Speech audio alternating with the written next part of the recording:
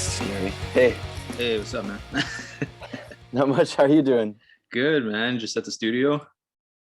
I am, yeah. Yeah, Nice. pulling a long one today. Yeah, man. How often are you at the studio? Like every day? Like 5 days a week, yeah. Okay, that's not bad. Usually four or five, yeah. Yeah, okay. Full days too, or it kind of depends. Yeah, I'm kind of doing like 8-hour days now. Trying Okay. to trying to really keep it like reasonable, you know. Yeah, for Um, sure. yeah.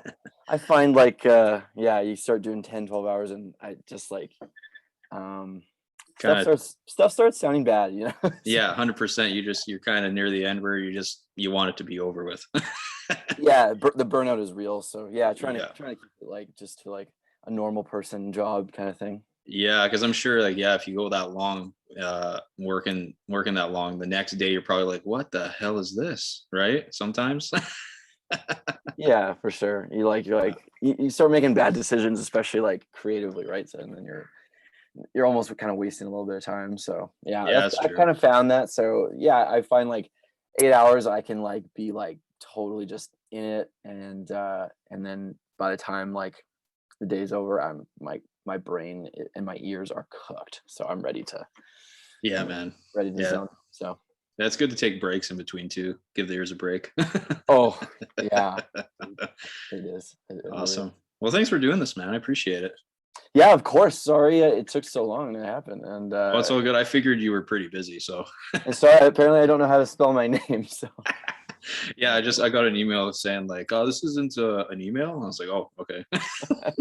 you know, I'm still figuring it out. Yeah. Oh, good. No, sweet, man. Yeah. So how have things been? Things are great. Awesome, buddy. Yeah, life's looking up. The world is starting to go back to normal a little bit, and yeah, it's a good. Everything seems to be going really well.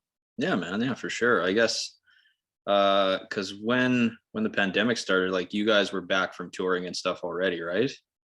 I mean, we finished off right on the cusp. So our last show was March 9th, 2020 Oh, like right before. in Detroit. Yeah. So Jeez. like I remember flying home on the 10th from Detroit and like seeing people wearing like masks. No, actually no, there wasn't really masks, but there was hand sanitizer everywhere. Oh, okay. And there was all this sort of like it was just really new at that point. But yeah, we really lucked out that we finished our tour completely. I know so many people that got their tours cut off and that Yeah, sort of thing. And we got really lucky that we got to finish out. that's crazy. What timing?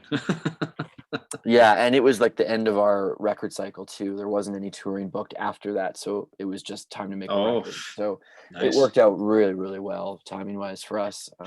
Yeah, man, no I doubt. almost feel bad saying it because I know a lot of people didn't have the same luxury. Yeah, a lot of stuff got canceled, unfortunately. Yeah. No, Yeah, yeah. Worked out for you guys though. And yeah, like because you guys, I don't know, did you finish or are you still in the midst of recording the new one? we're still recording, but like weeks away, I think, from Okay. being done. It's been since about November, so Nice. uh, we're kind of calling it our Chinese democracy at this point. Oh, okay.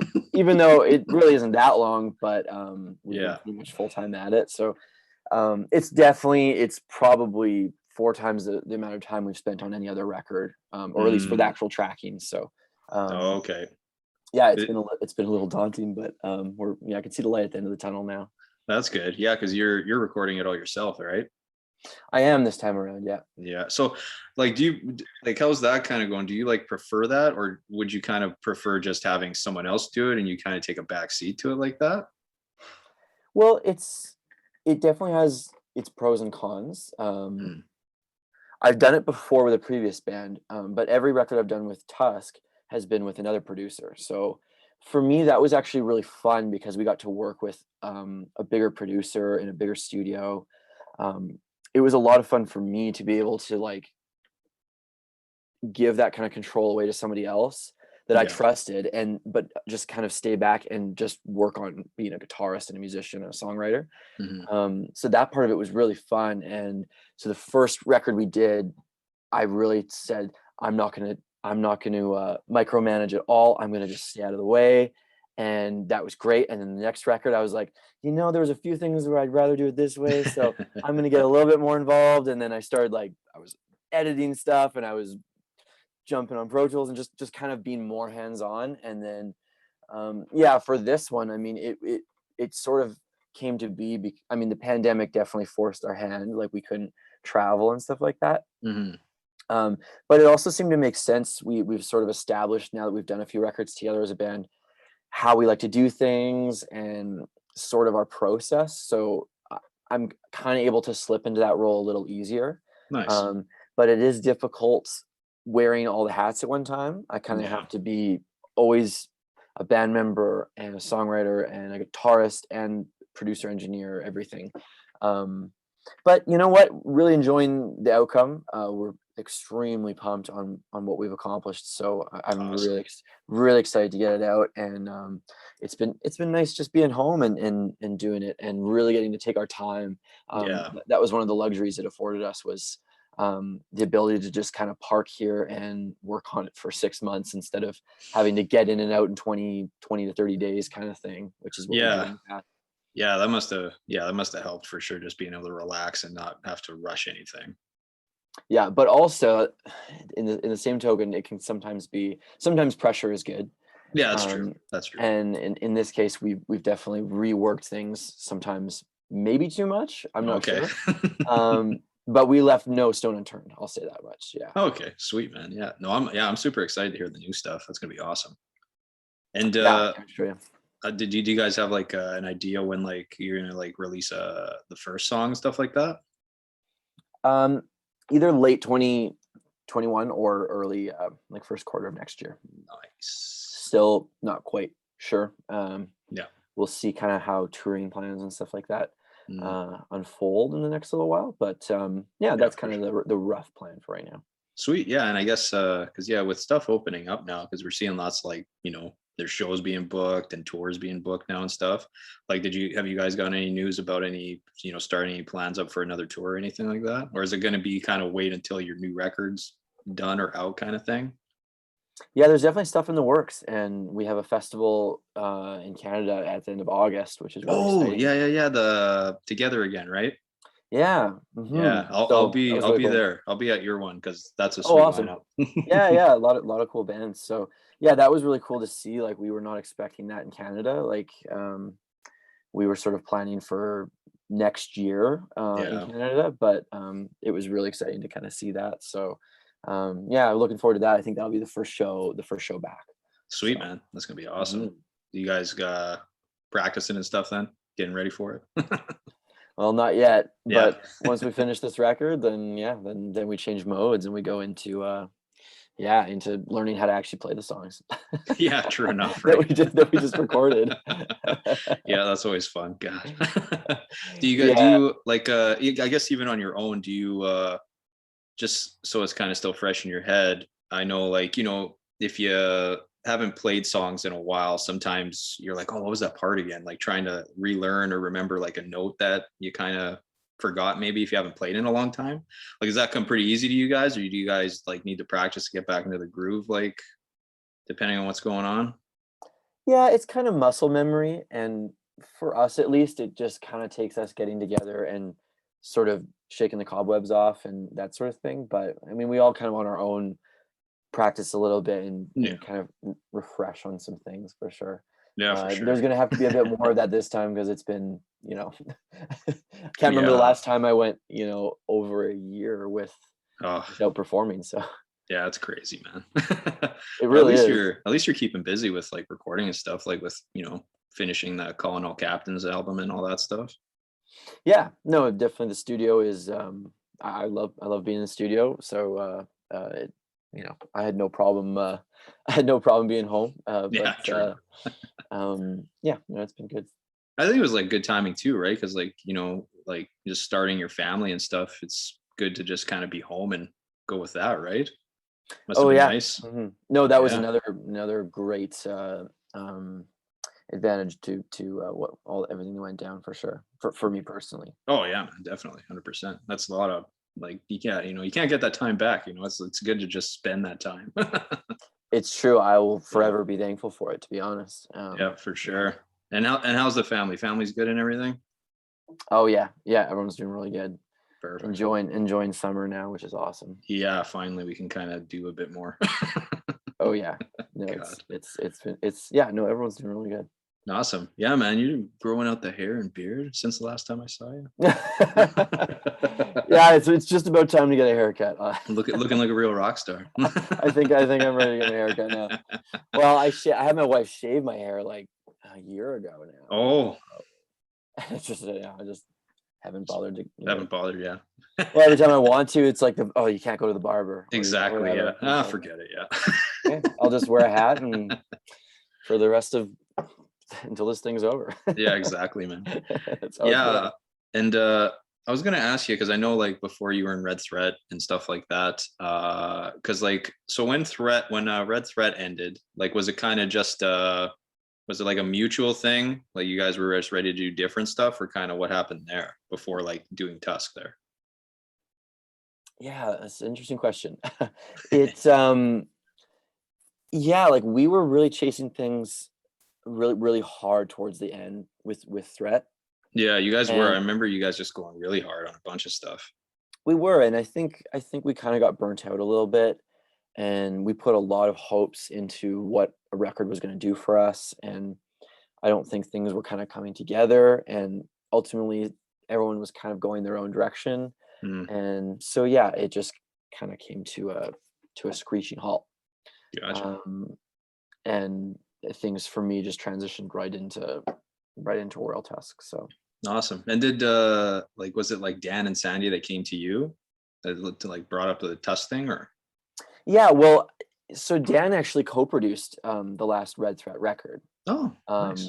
so we basically worked in the studio doing that whole record, which is really fun. Like he sang backups, he was Oh, helping with sweet. song arrangements, and because we really loved their band, and we had asked Dan, like, would you come in and just help us? Yeah. Because I was engineering the whole thing, and so he was basically there for most of the process of that record. So I got a good working relationship with Dan during that process. Nice. So that's kind of how we started to really know each other. I mean, I knew him before because we had played with their band and stuff. And from there, it was Royal Tusk it wasn't even called Royal Tusk at the time. Mm. This was maybe 2013 or something like that. And I think it was called Daniel and the Impending Doom at the time. Oh, okay. And Dan was just starting to do demos and stuff like that. So we did some demos at my studio at the time. It was in my basement. Yeah. So some of the very first original demos. And then Royal Tusk went to New York. They did their first EP. This was before I joined the band. Oh, okay. I want to say early 2014 with Gus Van Gogh. Dan wasn't really happy with his vocals, so we came back. We tracked the vocals at my place, so I kind of just redid all the vocals there. And yeah, so shortly after that, Threat kind of ended, and there was a vacancy in Royal Tusk. So I think Dan was at the last Red Threat show, and he was just like, "We need someone to fill in like in a month from now. Can you fill in?" Yeah. Like, sure. I'm not doing anything. And yeah, then it was just the rest is history from there. So Nice, man. That's awesome. And yeah, like, about when about did you start getting into like engineering and recording and stuff? that was back in high school actually. Oh yeah, Yeah, it was just kind of a means to an end, like a way for me to record my songs, ideas and stuff like that. gotcha. Um, Back when I mean, home recording was definitely happening, but it Yeah, wasn't like it is now. It was yeah. It wasn't the best. computers weren't quite what they are now, and Yeah, that sort of thing. But yeah, I just got a basic little setup and started to just demo songs and stuff like that, and that kind of spiraled into demos for my band, and then just really started to enjoy that, and that the obsession just sort of snowballed, and yeah, started recording other people, other bands, and yeah, just been at it ever since. nice, man. Yeah, like did what like because I remember when I was in high school, that's kind of when I started with it, was because they had like a recording kind of like a program in my high school. Did Oh, yours kind of cool. have something similar, or did you just kind of do it on your own there? No, but the high school I went to, later on added something like that, and I've actually been able to do some teaching there, Oh, some sort of just helping out a little bit over the years. But yeah, nice. that didn't exist until after I was at high school. Oh, I okay. wish, because that's a really great resource for kids to be able to learn that stuff on school time. Oh yeah, man, 100%. You just Yeah. utilize the crap out of it. That's what we did too, is just record a bunch of our stuff at the school because we had access to it. I know, it's amazing. And that's what I told the kids there whenever I'd see them. I'd say, like, you basically have the opportunity to, like, hone your skills and play music while getting credit for it. I mean, Yeah. take full advantage, because, when you're out of school, it's just so different. But Yeah.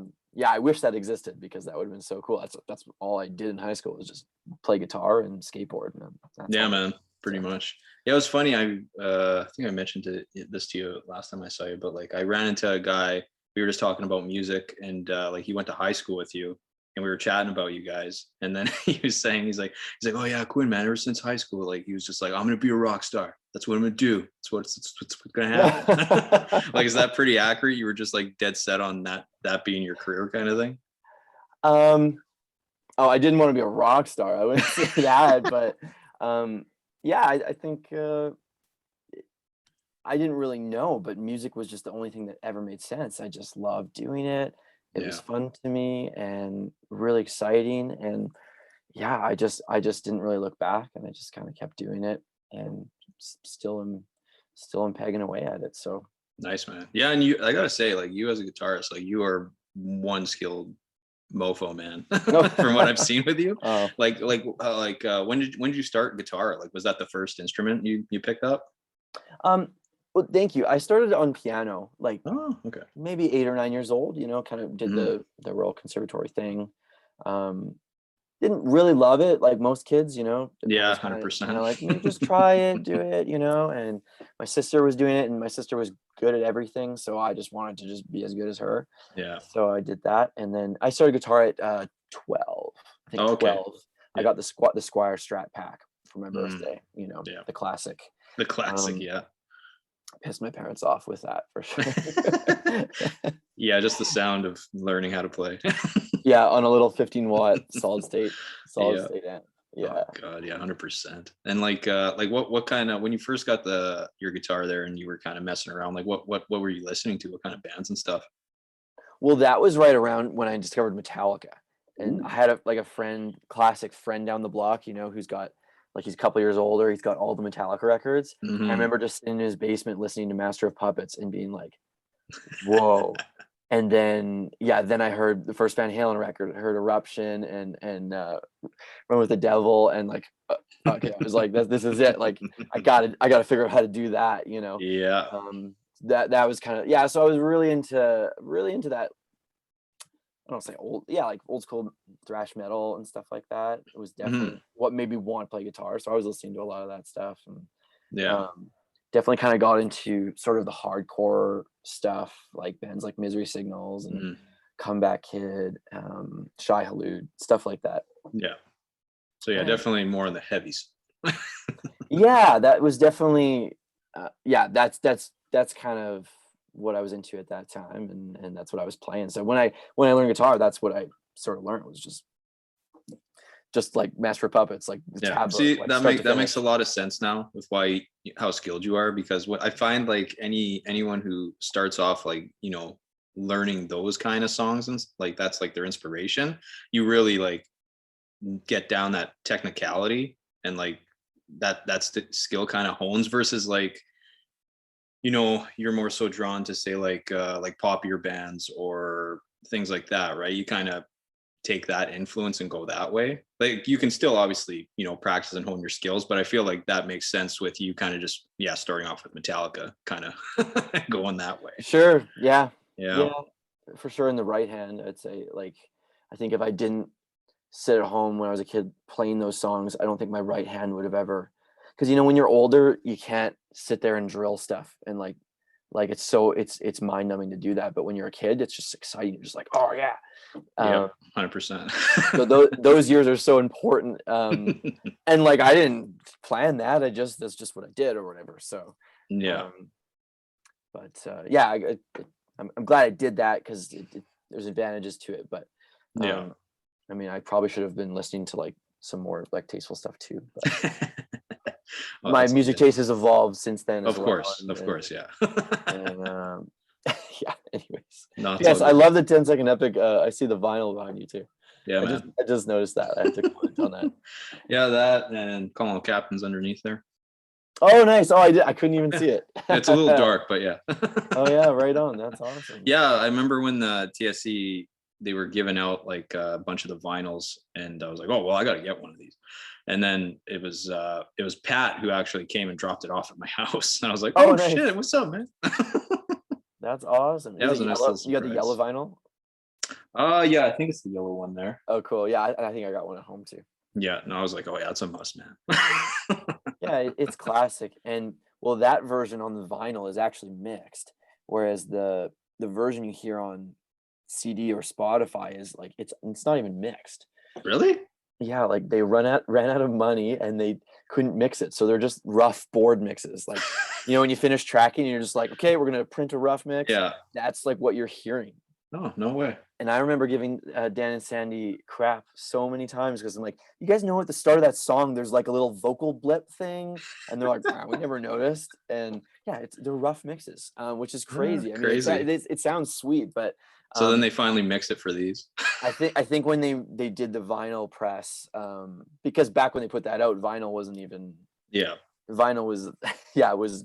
It wasn't cool. It wasn't cool again yet. Yeah, I don't know when that happened, but yeah, maybe a few years after that. But yeah, I think they remixed it for. Oh, nice. Yeah, that's a good little. So secret. It sounds really cool when you put it on. You're like, whoa! It sounds awesome. That's awesome. Yeah, no, I was going to ask you too. With your guitar there, like when it comes to gear, like obviously, with you guys touring and playing more, you've obviously used a lot more gear now. Like, what is your kind of go-to for gear? Like, is it what you have now, or is there certain other like amps or pedals that are kind of like old but dependable? Yeah, for the touring aspect, you kind of mean? Yeah, or like live, whatever. Yeah, or even in the studio. Well, studio and live is the past couple records has been very different. Yeah. In the studio, obviously, we're using real amps and real pedals and that sort of thing. Mm-hmm. But live, I've been using a Fractal for the past few years. Oh, okay. Which I really, really love. I kind of started when we did the last record, when we finished recording. I really wanted to recreate a lot of the sounds and be able to switch really quickly, and be able to travel with it really easy. So, I was going to build, a pedal switching system or something that could be really quick switching, but then it would be really large and really unreliable, a lot of cabling. We were going to do a lot of flying dates, so I wanted something that I could fly with, that would be under 50 pounds. So yeah, I said, well, everyone's using like Kempers and Fractals and stuff like that. So I ordered the Fractal, like the floorboard Fractal, the AX8. Yeah. And I just loved it. All I did was scroll to the Friedman Brown Eye preset, and I was like, this is awesome. I can make this thing work. It sounds great, as long as you just kind of can tweak it properly, and it sounds amazing. So, and now I have the XFX3, and yeah, it's incredible. I love it. It sounds the same every night. It's amazing. Nice. I can dial in basically exactly what I would do in an analog rig, but in the Fractal, and the DI sounds great. Yeah, so that's kind of where I'm at now. I'm doing the Fractal XFX3 for this record cycle. So I have a lot of programming to do actually to kind of transfer all the presets over and rebuild everything. Yeah. But I'm excited to do that because it's a lot of fun. Oh, for sure. Yeah, that stuff's always fun. Yeah, man. Love messing around with that. And no, sorry, I was gonna ask, like when it comes to the studio, I was trying to see how many questions I can ask you before you gotta go. Oh yeah, no, fire away. Yeah, no, with the studio, I'm just curious on like how your process is for like recording bands, because I know like usually every producer engineer has like kind of their own way to kind of go about things. Because I know with like Calling All Captains, you guys did drums last. Like was that your idea? Yeah, and I don't always do that. It's kind of depends on the project and the process a little bit. The advantage to doing drums last is that you can play around with arrangements and transitions and sort of feel things with the drums as you're going Yeah. with MIDI. So like if a, you know, if a band has something that's really dialed in and it's like, this is what it is, I would generally love to just start with bed tracks. So drums and bass, drums and guitars, as much as I can get live. Um, but if we're really trying to like hone in songs and work on ideas, drums at the end is really fun. I really like doing that. Um, and I think, you know, even with those guys, I think we did a lot of that where it was like, oh, this intro could use this, or this pre-chorus transition could use more kick drums here or whatever. So you can kind of do that and then finish it off with the drums. So there's definitely advantages to both. You know, I do like building a record from the ground up. So like building your Yeah. drums and then adding to that, you know, and then being done at the end. So the drums at the end maybe is less inspiring that way, but it really depends on the project. So I try and tailor fit the process to the band and to the vision and just whatever is going to work the best. Yeah. Because every project's different, and That's true. I do things the same over and over sometimes, but oftentimes I switch up things every time I do them. So it just really depends on what it is. Yeah. What kind of like genre and all that stuff, right? Yeah, exactly. Or yeah, there's a multitude of like different variables that change every time. So I just kind of go with the flow and change things. And I definitely have things that are go-tos as far as like Hmm. processes or sounds, but yeah, I change it up every project for sure. Nice, man. Yeah. No, it's awesome. And with like with what you're listening to now, is it kind of still within the same like hardcore metal aspect, or what kind of bands and stuff are you listening to these days? Oh man, I do still listen to metal, but I'm kind of very mood dependent on listening. Okay. Like if I'm working out or running, then I'm listening Mm, to something like more aggressive, more heavy, yeah. generally metal. Yeah. But at home, like I'm putting on a Ryan Adams record, or I'm putting on ABBA or Elton John or Yeah. Simon and Garfunkel or something like that. Something that's just like very like just great songs, singer-songwriter type stuff. That's Gotcha. generally Okay. what I would listen to, and a lot of classical nowadays too. Hmm. Um, I know a lot of people are so great at like just putting on music all the time in the background. I can't do that because I tend to just focus on music. Oh, okay. Um, but with classical, I've found I can kind of relax or do things like stuff around the house while listening to it. Mm. And I'm enjoying that lately. Nice, man. Nice. So like, yeah, that was one question I was going to ask, like with COVID and everything, like how's your mental and physical health been? It sounds like you're doing okay. You're working out and stuff, right? Yeah, I mean, you know, physical health, like that's the one thing that keeps my mental health in check, is just getting my Mm, body out there. And yeah. especially when you're just sitting in the studio, I gotta get out and just run or bike or whatever, skateboard, just to it gets my brain right. So Yeah, I'm the same way. That's one thing I noticed, was working out just made me like, it was like a clearer mindset. And like if I go too long without it, it's just like night and day the difference. yeah, you can tell, and then you get out and do it and you're like, oh wow, that's like what I needed, right? Yeah, like even like working out, whatever, I could have a good workout and like, you can feel tired after. But if I don't work out, it's like I feel very slumpy, like I don't want to do anything. It's Right. just like you go down to like a depressive state. It's like, no, this isn't good. I need to do something. 100%. And I even like getting like running in the winter too. So Oh. I know people complain around here that it's too cold, but I just layer up, and I got a dog that she's ready to go no matter what temperature it is. So Nice. we go out in minus like 35, no Oh, problem. Jesus. And I just get back and pull the icicles off the beard and good to go. I actually really enjoy it. So Oh, well, there you go. Good for you. I would not be down for that, I know. I mean, like but most people think it's crazy, but then I see yeah, people biking in that temperature, and I think that's crazy. that's true. Yeah, with their big like 6-inch tires or whatever. Or sometimes even not. And I'm like, Yeah, that's true.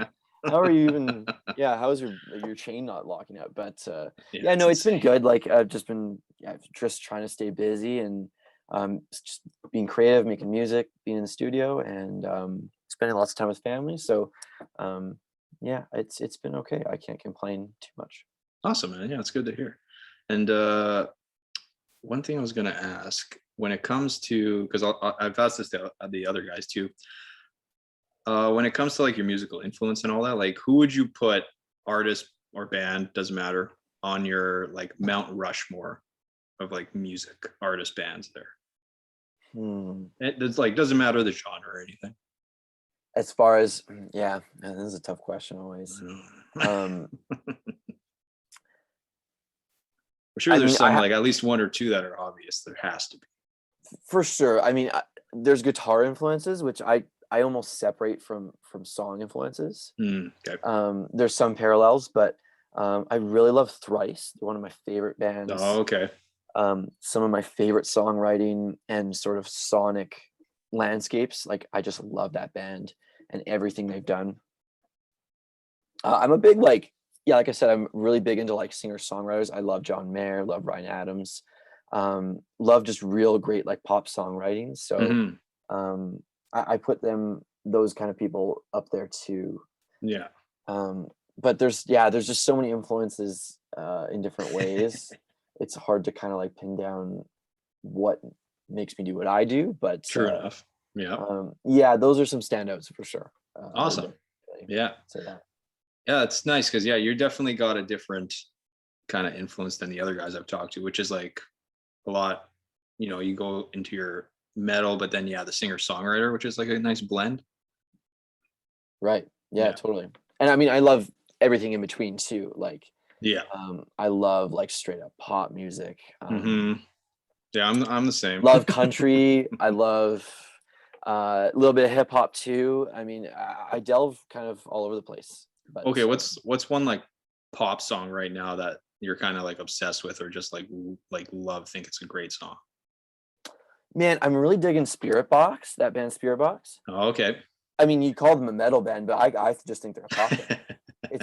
They're a pop band with heavy elements, and I think it's amazing. It's just like great lyrics, great melodies, super catchy production, but it's heavy and it hits you. So I've been really digging their stuff. Actually, they're one of my favorite new bands right now. Nice, man. Nice. Yeah. And because I guess we can end it off with this. Usually the last question I'll kind of ask is you should have a bunch, I'm assuming, but any like tour stories or like any show ones where like it's kind of like a funny or embarrassing story? You gotta have some. You gotta have something. Oh man, yeah. I mean, there's definitely some funny moments. Oh yeah, I bet you got a lot. I should probably go with like a cool moment, but I'm trying to think, what should I feel like I've talked about one of these before. There's nothing that crazy. Like, honestly, like there's nothing that like embarrassing or that bad. Like, I've started songs in the wrong tuning, like literally with the a guitar in the completely wrong tuning, and the whole band we're all playing in like semitone apart, like the most dissonant thing you can ever imagine. We're all just like, what's going on? And luckily the audience didn't know it was my fault. It was my fault. The band knows it and never let me live it down, but it did happen. But whatever. There's one show, I don't even know where it was, so it's all good. You switch the guitar and you start the song again, laugh it off. Yeah, there you go. Yeah, that's pretty much as bad as it gets. Like, I don't know, never, like, and you guys have toured with like a lot of big name bands and stuff like that. Like, what would you say kind of is one that stands out for you tour wise? I mean, man, we've been lucky to tour with a lot of really awesome bands. I really love touring with Big Wreck and Monster Truck as well. Was really cool. Slash, we did Slash last summer, and that was really cool also. Yeah, I bet that was pretty sweet. Yeah, you kind of, that's definitely one of the people that you kind of, they're just like, I have a children's book at home for my son, and it's like the story of rock. And like Slash is on the cover. It's like David Bowie and Slash, and I can't remember who the other person is. Nice. But yeah, so it's just kind of one of those moments where it's very surreal when you kind of meet someone like that. And yeah, so it was really cool playing with those bands. But Yeah, those are definitely some standouts. Like Big Wreck was amazing. Ian Thornley is one of my favorite guitar players and songwriters too. So Nice, man. really cool to get to play with those guys. Yeah, it's pretty awesome that you guys got to experience all that. That's pretty sweet. Yeah, That's the dream right there, man. yeah, yeah, we've been lucky to share tours with a lot of people. So looking forward to doing it again sometime. Yeah, man, no, for sure. And yeah, I know everyone's going to be excited for the new Tusk stuff, so I'm really looking forward to when you guys drop something there. Yeah, I can't wait. I really can't wait to for everyone to hear it. I think it's going to be different, but just like much better and like way more exciting than anything we've ever done. So I'm so pumped about it. Nice, man. Sweet. Yeah, looking forward to it. And yeah, thanks for doing this again, buddy. I appreciate you hopping on. Yeah, of course. Thanks for having me. I appreciate it. No worries, man. And yeah, I guess if you want, you can kind of plug anything with the band or what you're doing with recording here. Well, I mean, yeah, just stay tuned to the Royal Tusk stuff because we're definitely going to be putting out stuff in the near future. We just launched a Patreon as well, which is kind of a cool little thing we're doing now. Nice. So there's if anyone wants some like inside content and some sneak peeks at the new record, that's kind of the place to get it. Sweet. So yeah, that's kind of the new thing we got going on. So all right, awesome. Yeah, everyone check that out. yeah. All right. Well, thanks again there, bud. Okay, dude. Great talking to you. Yeah, you too, man. Okay, take care. You too.